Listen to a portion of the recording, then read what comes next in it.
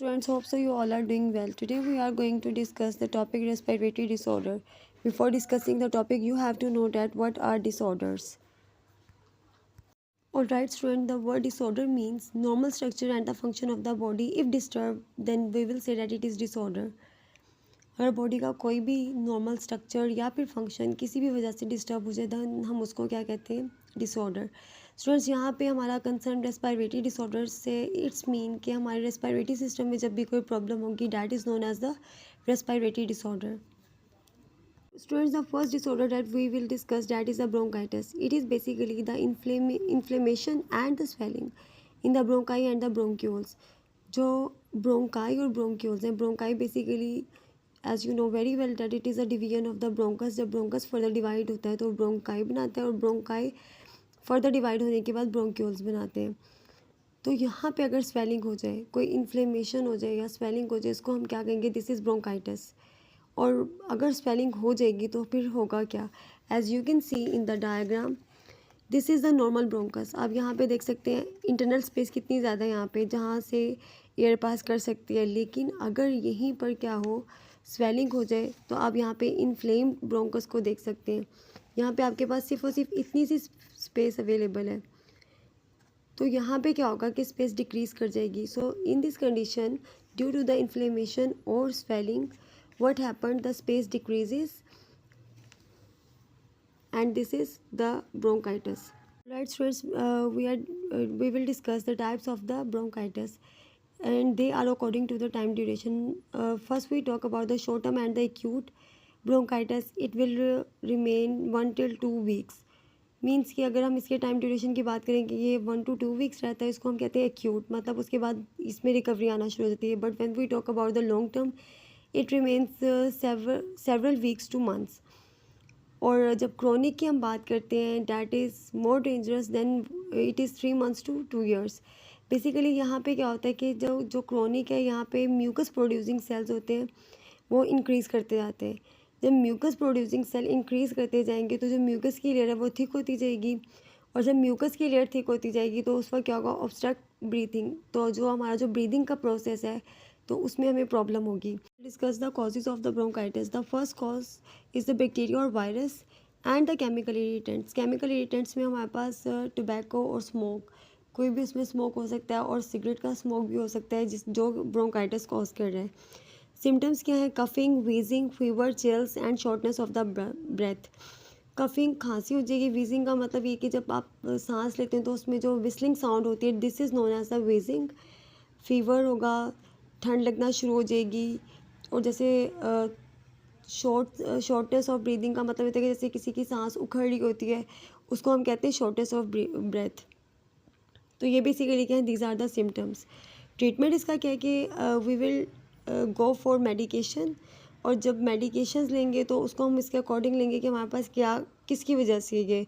Basically अगर कफ, सबसे पहले जो चीज़ हम यूज़ करेंगे डैट इज़ कफ सुप्रेसेंट्स. कफ सुप्रेसेंट्स का मतलब ये कि वो चीज़ें जो कफ को कम करेंगी. If it is due to bacterial infection then ये एंटीबायोटिक्स होंगी. अगर एंटीवायरल मेडिकेशन यूज़ करेंगे तो फिर वो वायरसेस के लिए होंगी.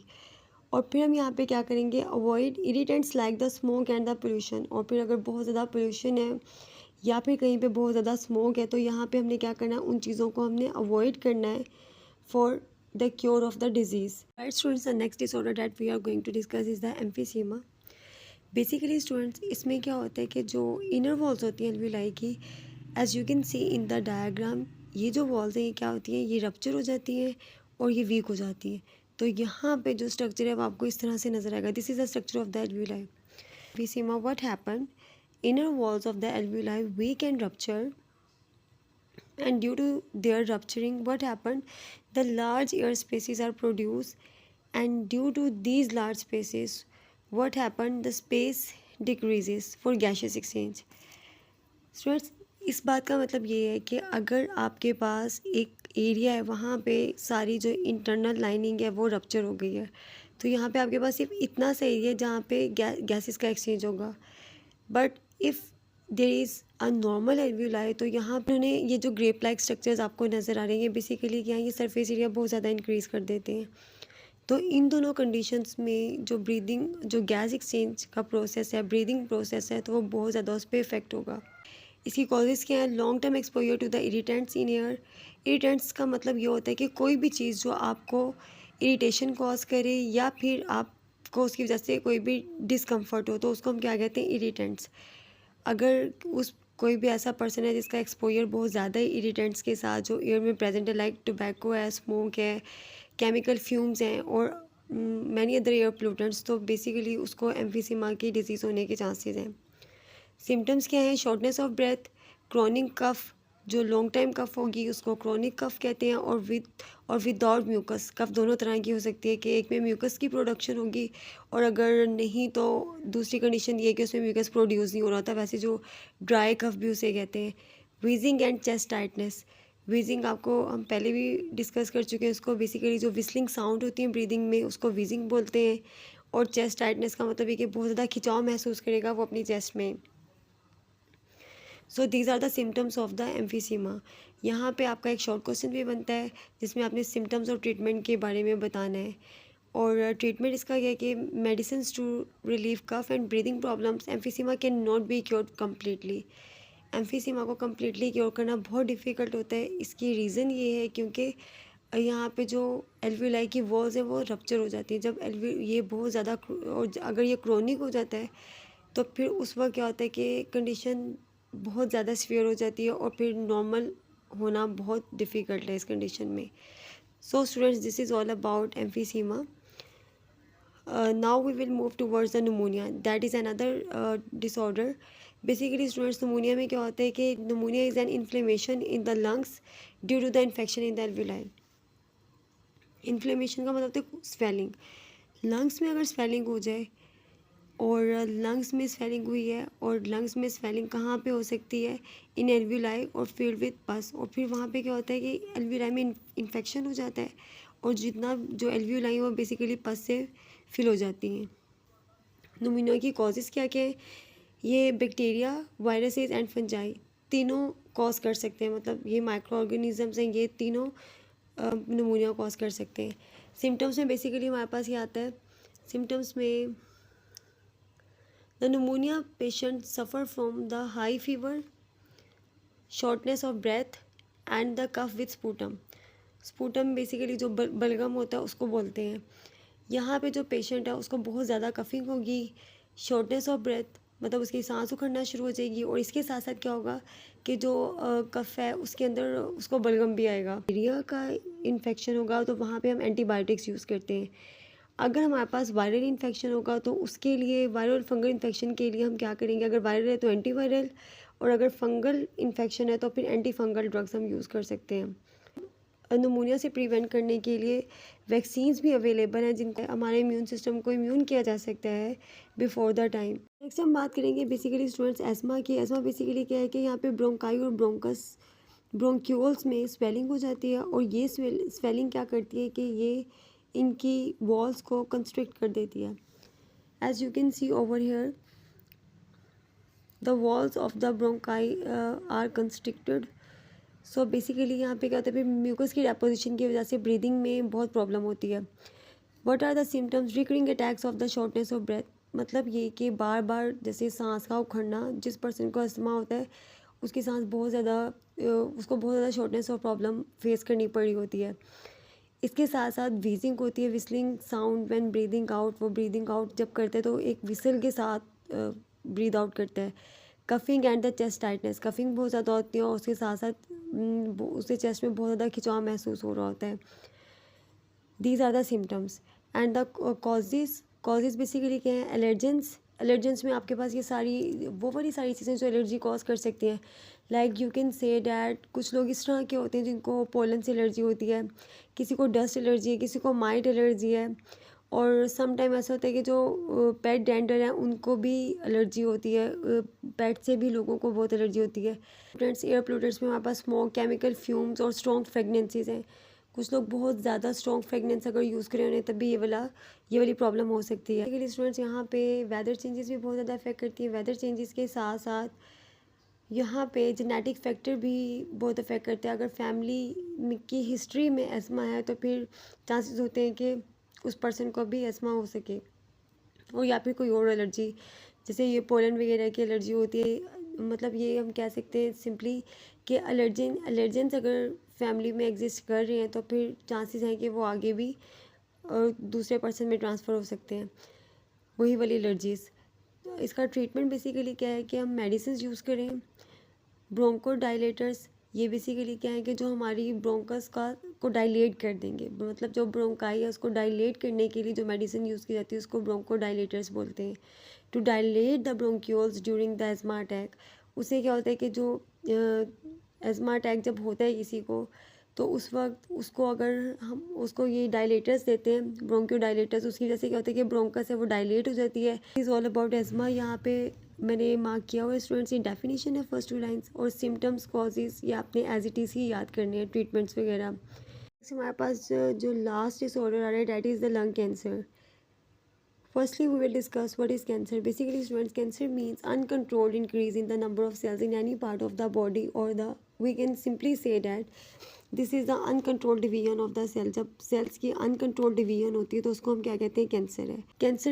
कैंसर में बेसिकली क्या है कि यहाँ पे अगर आप लंग्स का स्ट्रक्चर देखें, नॉर्मली यहाँ पे आपको लंग्स नजर, ये एक नॉर्मल लंग है, लेकिन यहाँ पे अगर आप देखें due to the deposition of the mass एक सेल की एबनॉर्मल डिवीजन हुई है। Is discuss the causes. Carcinogens such as those in the tobacco smoke. Carcinogens basically क्या है कि वो सारे केमिकल्स जो प्रेजेंट होते हैं द टोबैको स्मोक, उनको हम कार्सिनोजेंस कहते हैं। आयोनाइजिंग रेडिएशन, आयोनाइजिंग रेडिएशंस हैं वो बेसिकली अपना बहुत ज़्यादा रोल प्ले कर रही होती हैं, स्पेशली वो वाले लोग जो केमिकल्स के साथ काम कर रहे हैं, रेडियो एक्टिव एलिमेंट्स के साथ काम कर रहे हैं, वहाँ पे सेल की डिवीजन होने के चांसेस बहुत ज़्यादा हैं। अनइवन डिवीजन जो होती है, अनकंट्रोल्ड डिवीजन जो होती है, उसके चांसेस बहुत ज़्यादा हैं। जो वायरल इन्फेक्शन है, ये सब चीज़ें भी लंग कैंसर कॉज कर सकती हैं। स्टूडेंट्स, यहाँ पे अगर हम बात करें तो लंग कैंसर की सिर्फ ये यहाँ पे पैसिव स्मोकिंग भी अपना बहुत ज़्यादा रोल प्ले करती है। पैसिव स्मोकिंग बेसिकली क्या होती है, अगर सिंपली हम बात करें जो एक नॉर्मली एक पर्सन अगर सिगरेट पी रहा है तो हम उसको कहेंगे वो स्मोकर है, दिस इज़ नॉर्मल स्मोकिंग, इसको हम एक्टिव स्मोकर कहेंगे। एक पर्सन ऐसा है जो स्मोकिंग नहीं कर रहा, बट वो उस पर्सन के साथ बैठे जो स्मोकिंग कर रहा होता है, उसका जो स्मोक है वो कंटिन्यूसली वो इनहेल कर रहा है, so this is passive smoking. The inhalation of smoke from another smoking is called as the passive smoking, इसको हम पैसिव स्मोकिंग कहते हैं, और ये भी लंग कैंसर की कॉज है। The smoke from the upper burning portion of the cigarette. Students, जो सिगरेट का अपर पार्ट है वहाँ उसकी बर्निंग की वजह से जो स्मोक प्रोड्यूसर होता है that is also very harmful. तो यहाँ पे जब वो वाला स्मोक इनहेल किया जाता है तो ये बेसिकली पैसिव स्मोकिंग होती है, और ये लंग कैंसर कॉज कर सकता है। अगर हम सिम्टम्स देखें, वहाँ पे आपको शॉर्टनेस ऑफ द ब्रेथ और coughing, and the third one is the weight loss. अब यहाँ पे शॉर्टनेस ऑफ ब्रेथ भी है, कफिंग भी है, और थर्ड जो है वो वेट लॉस है। लेकिन यहाँ पे जो कफिंग है बेसिकली उसमें क्या होता है कि सम टाइम उसमें ब्लड भी बहुत ज़्यादा आता है, तो ये हमें ये इंडिकेट करती है कि लंग कैंसर होने के चांसेस हैं। The patient of lung cancer is given one और मोर ट्रीटमेंट इंक्लूडिंग सर्जरी, कीमोथेरेपी और द रेडिएशन थेरेपी। बेसिकली जब भी कैंसर की हम बात करें तो वहाँ पे हमारा जो मेजर कंसर्न है that is through the therapies and the surgery.